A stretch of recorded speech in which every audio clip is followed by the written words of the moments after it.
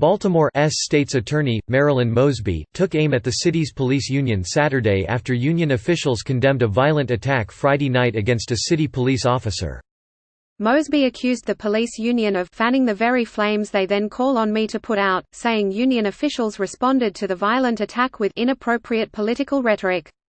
A video posted on social media shows a Baltimore police sergeant wrestling on the ground late Friday with a suspect who allegedly spat in the sergeant's face. The police officer is then repeatedly kicked by bystanders while trying to make the arrest. Baltimore sees 12 people shot, 5 dead in just one day of shootings. The officer was not seriously injured, but Maryland's governor and the city's mayor and police commissioner all condemned the crowd's behavior, while also praising the work of the police officer. But Sergeant Mike Mancuso, president of Fraternal Order of Police Lodge 3, said city officials shared in the blame for the attack, claiming it was indicative of a broken city that is being led by people who have absolutely no real-time crime plan or, it seems, even know how to formulate one.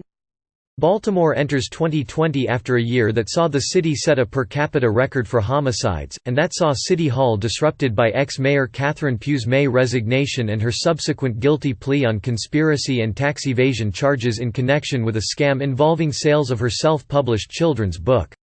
Crime in Baltimore is out of control.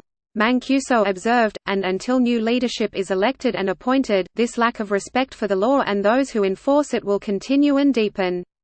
Just days earlier, Maryland Governor Larry Hogan, a Republican, expressed sentiments similar to Mancuso's, that Baltimore's Democrat city leaders lacked an adequate plan for addressing crime.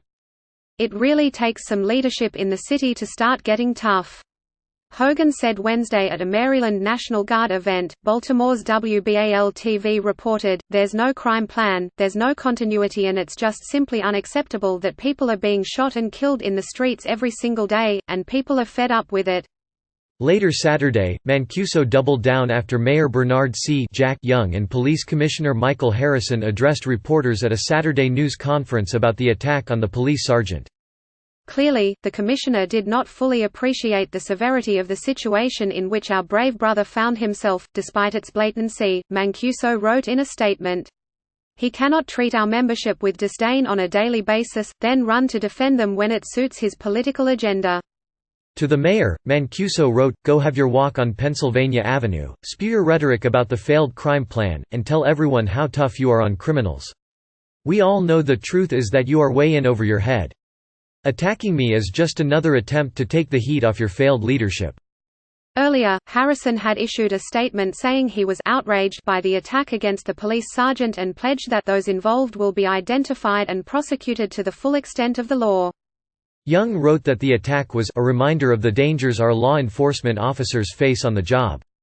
While we're all thankful that the sergeant was not seriously injured, the situation could have easily turned more dangerous, the mayor added in a separate message. He added that one arrest had been made and police were actively searching for others. Mosby, 39, who became the state's attorney for Baltimore in 2015, wrote that she too was disgusted by the blatant assault against the police officer, but she criticized the police union for being relentlessly divisive and accused it of hypocritical finger-pointing. The same sense of outrage in this case should be expressed by the leaders of the police union when their officers are convicted of attempted murder, assault, and unlawful arrest against citizens. Mosby wrote, "Click here to get the Fox News app." In December, Mosby compiled a list of 305 city police officers, saying their credibility was in question, preventing them from being called as witnesses in criminal cases. In 2016, Mosby drew sharp criticism for her work on the Freddie Gray case, in which 6 police officers were charged in connection with the death of Gray, a black detainee who died in the back of a police van in 2015. Critics accused Mosby of rushing to announce charges against the officers, who were all ultimately cleared of wrongdoing.